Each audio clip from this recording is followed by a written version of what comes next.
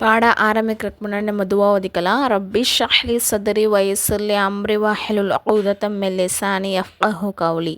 ரப்பி ஸித்னி இல்மா ரப்பி ஸித்னி இல்மா ரப்பி ஸித்னி இல்மா. என்னன்னு சொன்னால் தராவி தொழுகைன்னு அவசியம். ஹதீஸில் நம்ம சேசம் சொல்கிறாங்க என்ன அப்படின்னா, யார் ரம்லான் மாத இரவில் நம்பிக்கையோட மன தூய்மையோடு தொழுகிறாங்களோ அவங்களுடைய முந்தைய பாவங்கள்லாம் மன்னிக்கப்படும் அப்படின்னு சொல்லிட்டு சரிங்களா. அதே மாதிரி ரம்லான் மாதத்தில் மிக சிறப்பான ஒரு வணக்கம் எது அப்படின்னு சொன்னால் அந்த தராவி தொழுகை தான். அதுக்குன்னு ஒரு தனி சிறப்புனே இருக்குது. அதன் காரணமாக ரம்லான் மாதத்தின் மஸ்ஜிதின் பிரகாசம் அதிகரிக்கிறது. மேலும் இபாதத் செய்வதிலும் ஆர்வங்கள் பெருகி வருகின்றன. அபிசலாசன் சொல்கிறாங்க, நபி ஃபஸ்ட்டு ரம்லான் மாதத்தில் 3 நாள் தராவி தொழுகை வச்சுருக்காங்க. அடுத்த நாள் பார்க்கும்போது பார்த்தா பள்ளியில் சரியான கூட்டம், மக்கள்லாம் எல்லாருமே வெயிட் பண்ணிக்கிட்டு இருக்காங்க நபி தொழுவ வைப்பாங்கன்னு. ஆனால் நபி தொழுவ வைக்கல. ஏன்னா மக்கள் ரொம்ப ஆர்வமாக இருக்காங்க. இதன் மூலமாக அல்லாஹ் இந்த தராவி தொழுவை கடமையாக்கிட்டால் நமக்கு கஷ்டமாக போயிடும், நம்மளுடைய உம்மத்துக்கு கஷ்டமாக போயிருமேன்னு சொல்லிட்டு ரசூலுல்லாஹ் என்ன பண்ணுறாங்க, அவங்க வீட்டிலேயே 3ஆவது நாள் தொழ ஆரம்பிச்சிடுறாங்க. ஆனால் சில மக்கள் என்ன பண்ணுறாங்கன்னா, அதாவது குரானை மனப்பாடம் பண்ணவங்க இருக்காங்கல்ல, அவங்க தொழு வைக்கிறதும் அவங்களுக்கு பின்னாடி கொஞ்சம் மக்கள் நின்று தொழக்கூடியவங்களாக இருந்திருக்காங்க. ஓத தெரியாதவங்க அந்த ஓதுருவாங்கல்ல குரானை மனப்பாடம் பண்ணி தொழுகையில், அதை கேட்கக்கூடியவங்களாம் இருந்திருக்காங்க. அப்போ ஒரு தடவை ரசூல் அந்த மக்களை பார்த்துட்டு இவங்க என்ன பண்ணிக்கிட்டு இருக்காங்கன்னு கேட்கும் போது ஒரு சஹாபி சொல்கிறாங்க, இந்த மாதிரி அதாவது குரானை மனப்பாடம் பண்ணவங்க தொழு வைக்கிறாங்க, குரானை ஓத தெரியாதவங்க மனப்பாடம் பண்ணாதவங்க பின்னாடி நின்று தொழுதுகிட்டு இருக்காங்க, அவங்க ஓதுறதை கேட்டுக்கிட்டு இருக்காங்கன்னு சொன்னோன்னா ரசூலா எந்த ஒரு மறுப்புமே சொல்லாமல் என்ன பண்ணுறாங்கன்னா இந்த விஷயத்தை அக்செப்ட் பண்ணிக்கிறாங்க சரிங்களா, ஏற்றுக்கிறாங்க. அப்போ இதற்கு பின்னாடி தான் என்னதுன்னா இது தராவி என்று பெயர் சொல்லப்படுது. அதாவது ரம்லான் மாதத்தில் விசேஷமாக அந்த இரவு ஃபுல்லாக தொழுகிறதுக்கு சரிங்களா. அதே மாதிரி சஹாபாக்கள் இந்த தொழுகை தனியாகவும் தொழுதுருக்காங்க, ஜமாத்தாகவும் தொழுதுருக்காங்க. அப்புறம் அபூபக்கர் அலி அவர்களுடைய காலத்திலும் உமர் அலி அல்லாஹ் அவர்கள் ஆரம்ப காலத்தில் இதே மாதிரி தொழுதிட்டு வந்திருக்காங்க. அப்போ உமர் அலியோட ஆட்சி காலத்தில் தான் உமர் அலி என்ன பண்ணுறாங்கன்னா, கொஞ்சம் பேர் ஜமாத்தாகவும் கொஞ்சம் பேர் தனித்தனியாக தொழுகிறது ஒரு நல்லா இருக்காது இல்லையா. அப்போ என்ன பண்ணுறாங்கன்னா, ரசூல்லா காலத்தில் தான் ஜமாத்தா தொழுதுகிட்டே இருக்கும் போது அதாவது ஃபர்லாக்கப்படுமோன்னு ரசூல்லா பயந்தாங்க. ஆனால் இப்போ எந்த வகையுமே வராது தானே, அதனால ஒரு ப்ராப்பராக எல்லாருமே சேமாக தொழுகிற மாதிரி ஜமாத்தை வச்சிடலாம்னு சொல்லிட்டு உமர் அலி அந்த சட்டத்தை கொண்டு வர்றாங்க. அதன் பிறகு இப்போ வரையும் எல்லாருமே ஜமாத்தா தான் நம்ம தொழுகிறோம் தராவி. அதே மாதிரி தராவி 20 ரக்காயத்து தராவி, 3 ரக்காயத்து வித்ரும் தொழுகிறோம். அப்போ மொத்தம் 23 ரக்காயத்துகள் தொழப்படுது.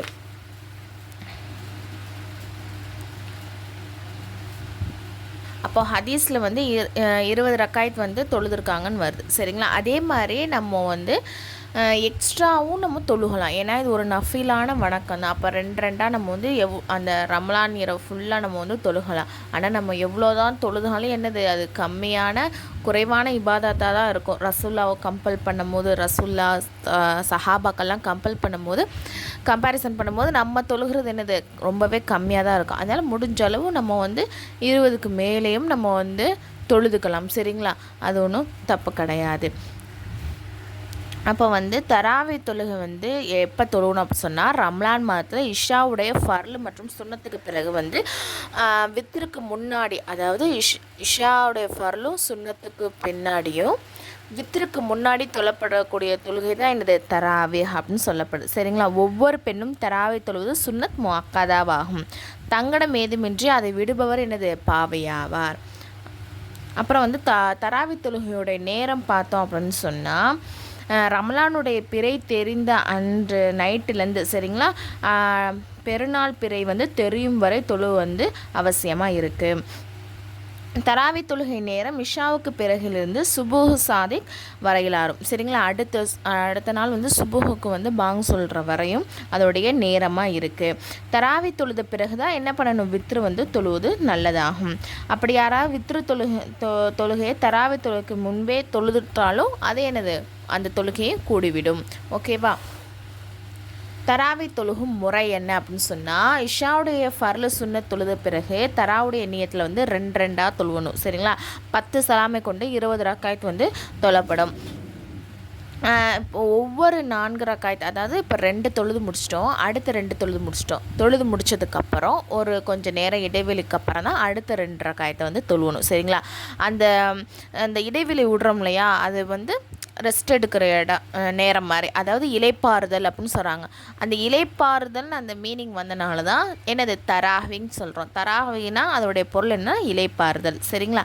அந்த கேப்பில் வந்து அந்த 4 தொழுதுக்கப்புறம் ஒரு கேப் போடுறாங்க இல்லையா, அந்த கேப்பில் வந்து நம்ம என்ன பண்ணால் திக்ரு, துவா கேட்குற, குரான் ஓதுற, இந்த மாதிரி செயல்கள்லாம் நம்ம வந்து செஞ்சுக்கலாம். சட்டம் என்ன சொல்கிறாங்க அப்படின்னு சொன்னால், ஒரு பெண் வந்து இப்போ மறதியாக 3 ரக்காயத்தை தராவே தொழுதுட்டாங்க. இப்போ வந்து 2வது ரக்காயத்தில் அவங்க அமரல, அதாவது அத்தியாகத்தை ஓதிட்டு தான் எந்திரிச்சிருக்காங்க அப்படின்னு சொன்னால் அவங்களுடைய 2 ரக்காயத்து வந்து கூடிரும். லாஸ்ட் அந்த 3வது ரக்காயத்து வந்து வீணாகி போயிடும். கடைசியில் அவங்க என்ன பண்ணால் சஜ்தாஸை வந்து செய்யணும். இதே ஒருத்தவங்க 3 ரக்காயத்து தொழுதுட்டாங்க, தராவியில் மறதியாக 3 ரக்காயத்து தொழுதுட்டாங்க. ஆனால் அவங்க 2வது ரக்காயத்தில் என்ன பண்ணலை, அத்தியாகத்துக்கு உட்காரவே இல்லை. அப்படின்னு உட்காராமல் 3வது ரக்காயத்துக்கு எந்திரிச்சு தொழுதுகிட்டு இருக்காங்க அப்படின்னு சொன்னால் அவங்களுடைய 3 ரக்காயத்துமே என்ன ஆயிரும், வீணாக போயிடும். சரிங்களா? அவங்க திரும்பவும் என்ன பண்ணணும்னா தொழுகணும். சரிங்களா? திரும்பவும் ஆயத்துக்களை ஓதணும்.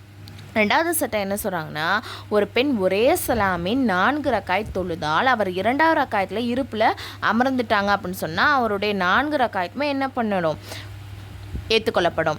அவங்க வந்து சஹூ செய்வது வந்து வாஜிப் ஆகாது. சரிங்களா?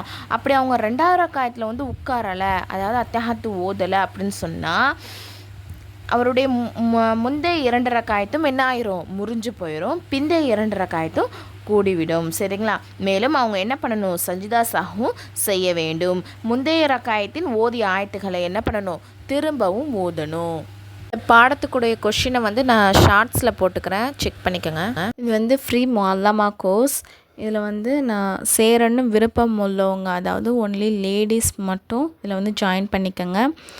நான் வந்து கீழே டிஸ்கிரிப்ஷனில் வந்து டெலகிராம் குரூப்போடைய லிங்க் வந்து கொடுத்துட்றேன், அதில் வந்து ஜாயின் பண்ணிக்கோங்க. அதில் வந்து டீட்டெயில்ஸ் வந்து இருக்குது.